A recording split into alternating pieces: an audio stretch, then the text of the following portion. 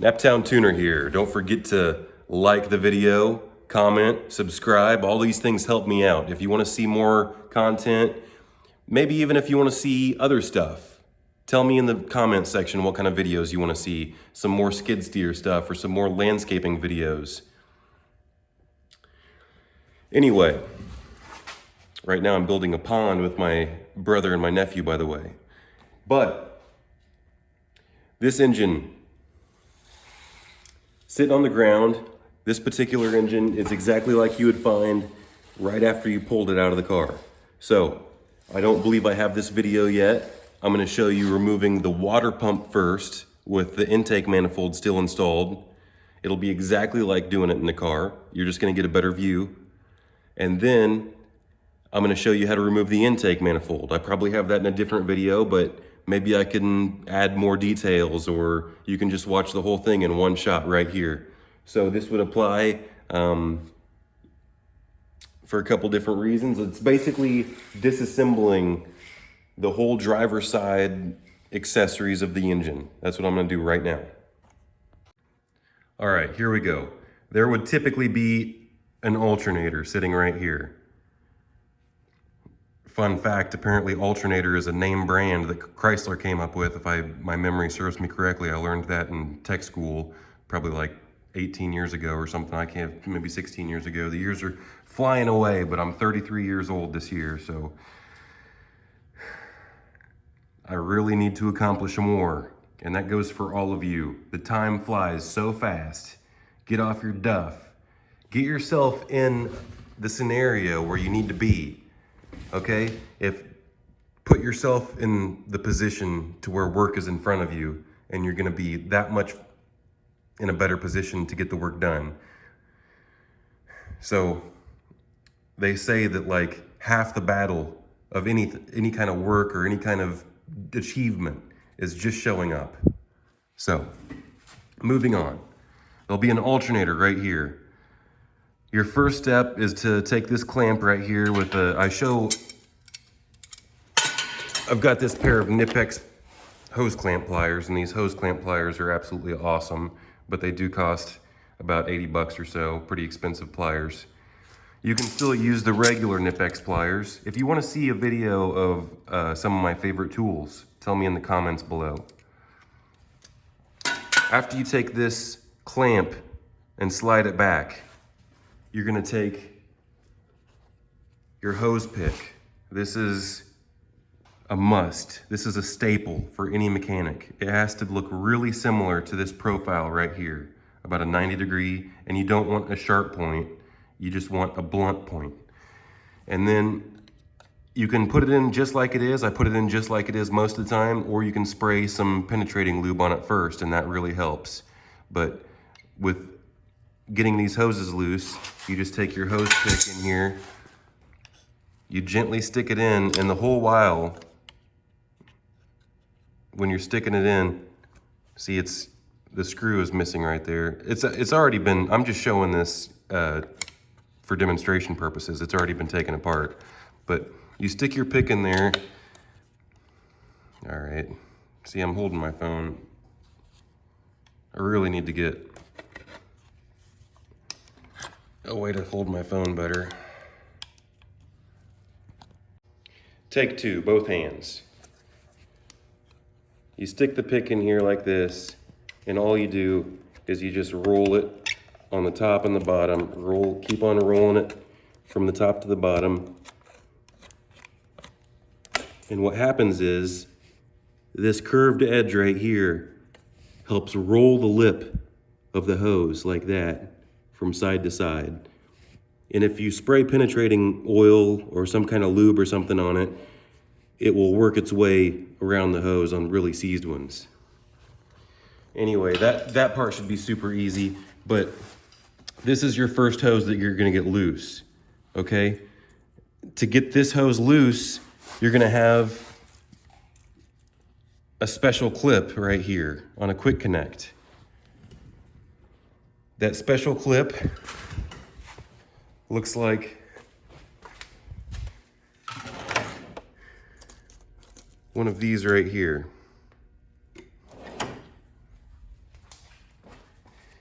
this area of the clip right here is what you want to pop up. Okay, it's on your radiator hoses. I'm sure I have one. Let's just walk over here.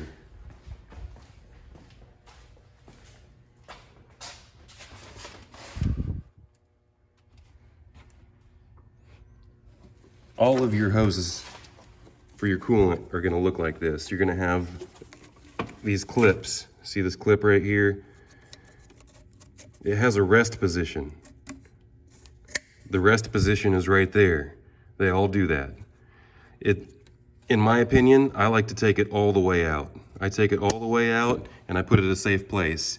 The coolant ones that go from here to here in the removable firewall, they could get lost very easily. So it's a good idea to put something like a pick underneath it and then hold it with your fingers until you get it all the way out. So, going back to the engine, you know, I'm going through all the little specific details because, you know, who knows? I might be talking to a novice, I might be talking to an expert, but you're gonna get all of it. So, this is your after-run coolant pipe. This is your rear coolant outlet. This has a little plastic nipple on the very top that can be brittle. You need to be a little bit careful with this hose right here. Typically, I just tuck this hose up in here. After you get that hose loose, we have to get this screw out of here. There's a screw hole right here. So this fits in right here. It's actually a 5mm Allen, but you can get it loose with a T30. And then we have a couple more spots where it's screwed in, but there's some electrical connectors, all right?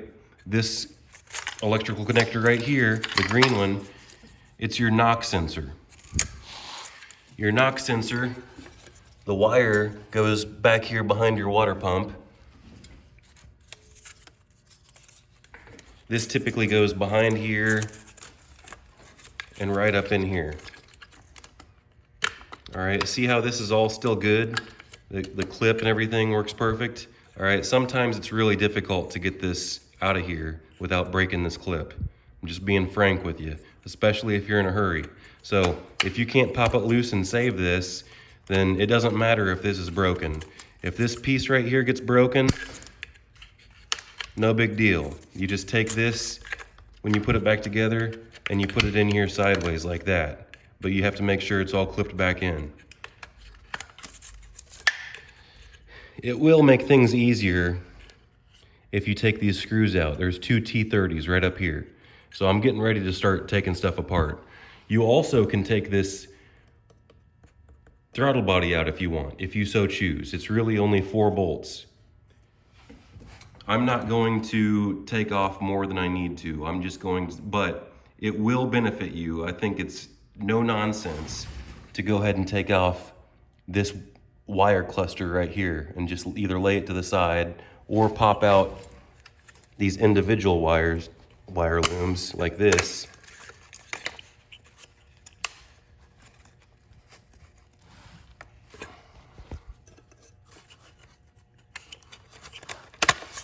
And then get the 2 T30s out. So I'm about to start taking stuff apart. All right, first we're gonna start with the T30 and we're gonna take this plastic wire keeper out. It'd help if I had the direction going the right way.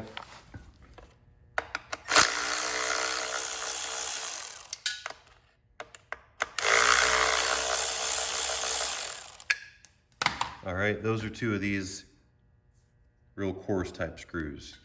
And then you can simply pop this out and put it to the side.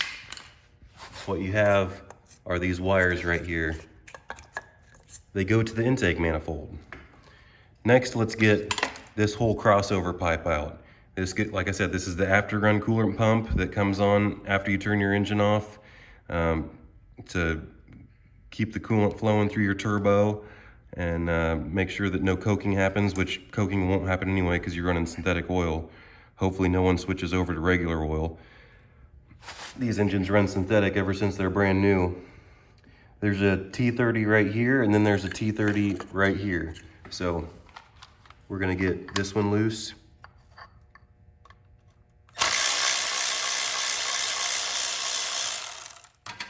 See the size of that? That size is very crucial. If you put a longer bolt in there, it'll crack that knurled keeper that puts the screw in there.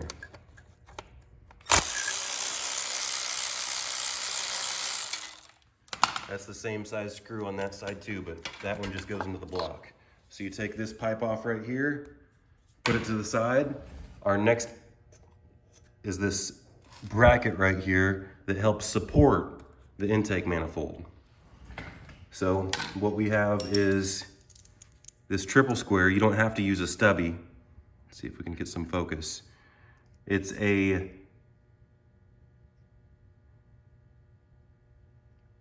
10 triple square. It's a 10 triple square. Can't remember, but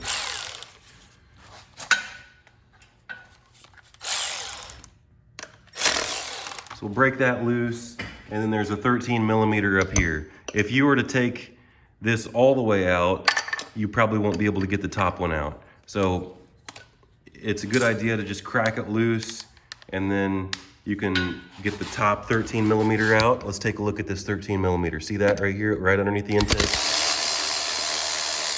All right, now we'll go back to this bolt right here. Now that bracket's completely loose. All right, now we're gonna go back to our pick that we used on the hose, and there's a little security tab right here. Not all of them have a security tab, but you get the pick right behind that red security tab. Sometimes it just stays in there, and sometimes if you pry too hard like I just did, you can pop it all the way out. Personally, I'm not concerned with putting the safety tab back in. These connectors, most of the time, even without a safety tab, are extremely difficult to get loose. Now we're down to the actual water pump. If you go look at my other water pump video, I get into extensive detail about how it's driven with the balance shafts and all that kind of stuff. This one is really about the intake manifold. I'm just getting the water pump off because it's here. And really, I probably shouldn't, because I don't need to take the water pump off for this engine. I'm just doing this part for you guys. So we have a cover right here. There's 2 bolts for the cover, right here and right here.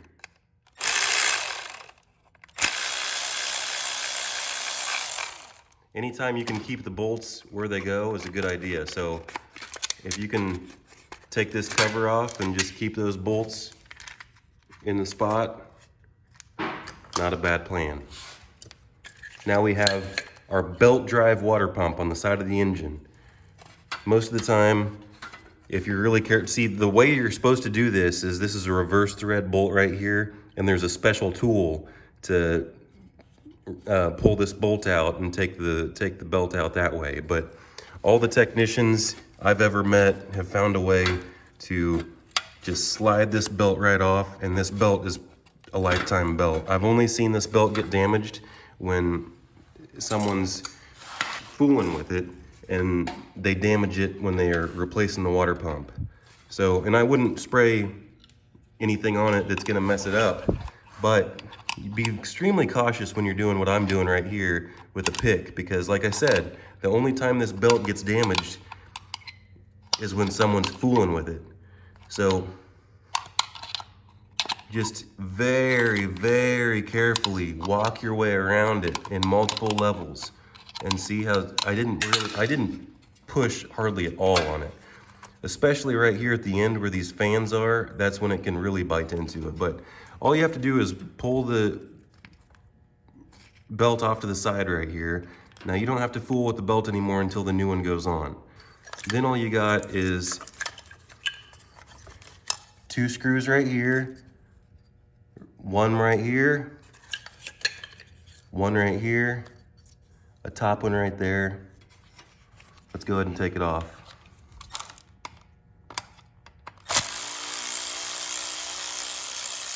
So there's 3 main ones, and then 2 of them on the coolant temp sensor. So I call this a modular water pump because it's not only a water pump, but it has a coolant temp sensor and it has a thermostat built into it. That's really a pretty good plan because it gets you better CSI scores or helps the customer out. It makes everyone more happy because you can replace it all as one piece. If there was something going on with one or more issue, I mean, there's 3 different things getting replaced there all at once. So, pretty good if you ask me.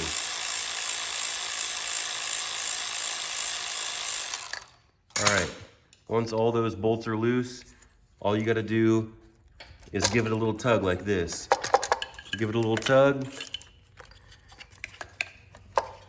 Maybe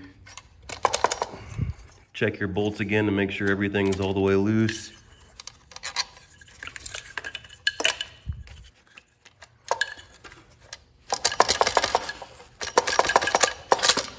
And see, I just kept on shaking it. So the idea is you shake it and you pull it because there's a union right here.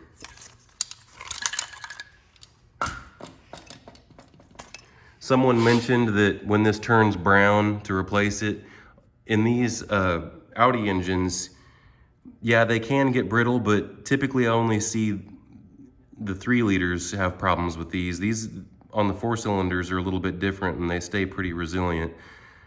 Would it be a good idea to replace this every time? Yes, it's a little plastic piece that has O-rings on it. Do I? No, I don't. I don't ever see it leaking from here.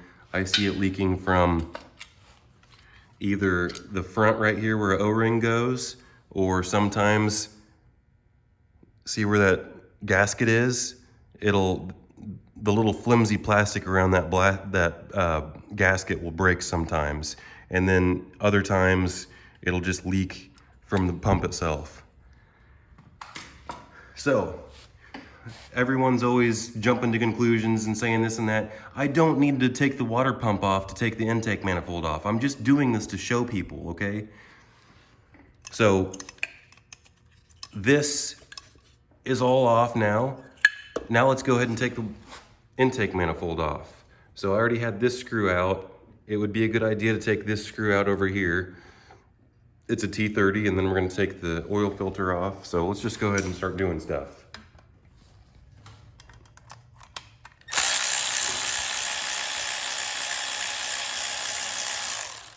So you take this coolant hose off to the side. That's for the turbocharger. And then we're gonna take our Nippex pliers again, and we're gonna unscrew our oil filter.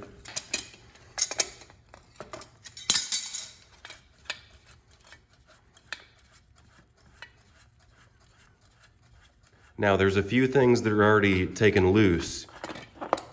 Let's see, are there? No, everything's still on. There's your high pressure fuel pump right here, which will need an 18 millimeter. I'm sorry, that's a 17 millimeter. Let's look at the 17. We'll bust this nut loose right here, and that's your high pressure fuel pump nut right here. And then we have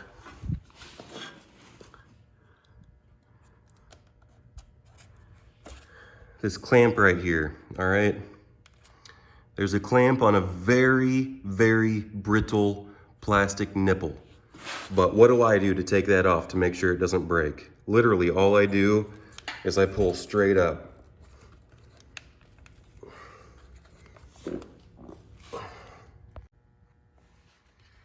Okay, sometimes that works. This time it didn't. You know, you can take the metal clip off if you're extremely delicate, maybe even a cutoff wheel or something.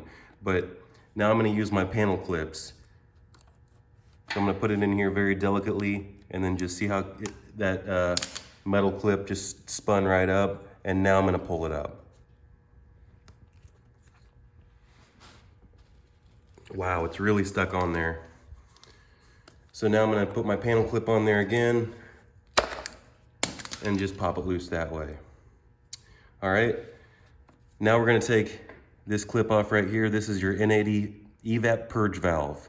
This puts gas fumes from your fuel tank back into your engine. So we're gonna take our Knipex pliers. All right, these are our hose clamp pliers. And you spin it back. And then I'm gonna take my panel clip pliers again, and I'm gonna put half of them against the hose and the other half, it's a little bit of an awkward fit on this one.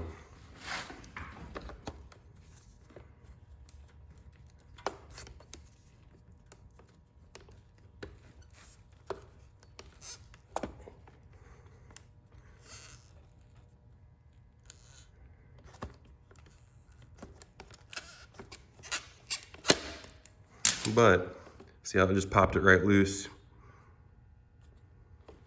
Okay, I am working with one hand. I'm holding the phone with the other hand. So now we have this tube right here that goes from your breather assembly to your intake. So you're just gonna push on both tabs, the top and bottom, and then you're gonna wiggle the hose. Push and wiggle and it pulls right back. You can take off the other side too if you're so inclined.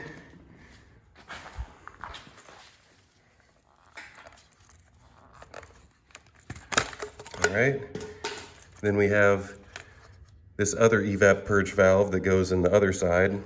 This goes to the same purge valve, it just goes to the turbo on the other side. So we're gonna pop that out into the side, and then this is your camshaft position sensor. So we're gonna pop this safety tab back. See, there's a little safety tab that I popped back.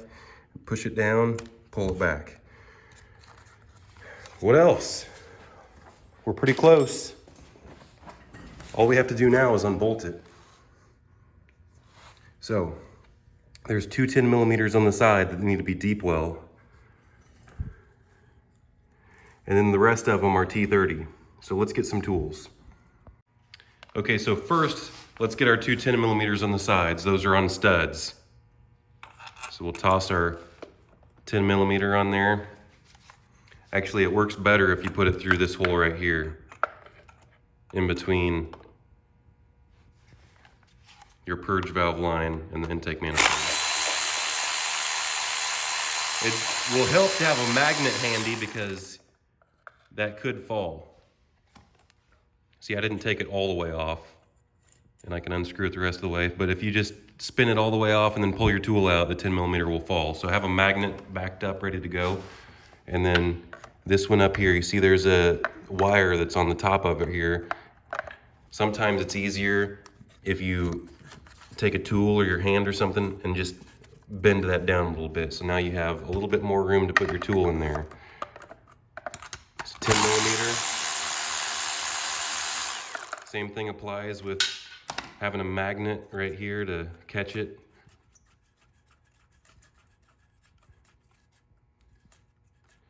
Now we have our T30s. There's one right there, one right there, and then 5 of them on top. There's been times whenever I've forgot one on the end, but don't forget them. Let's get 4 on the bottom, 5 on the top, just like the other side. That's exactly how it is on your turbo side as well. So let's get these hard to get ones on the bottom. Minimal light here.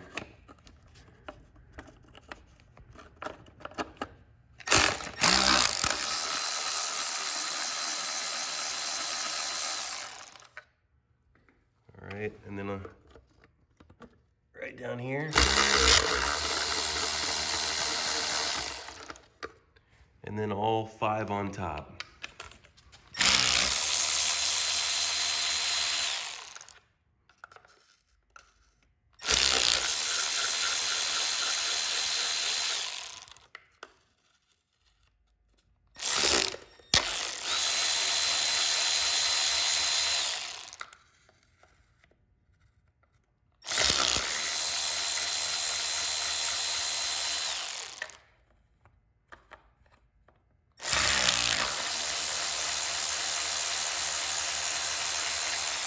Now, before you go any further, you can do this before or you can do it now.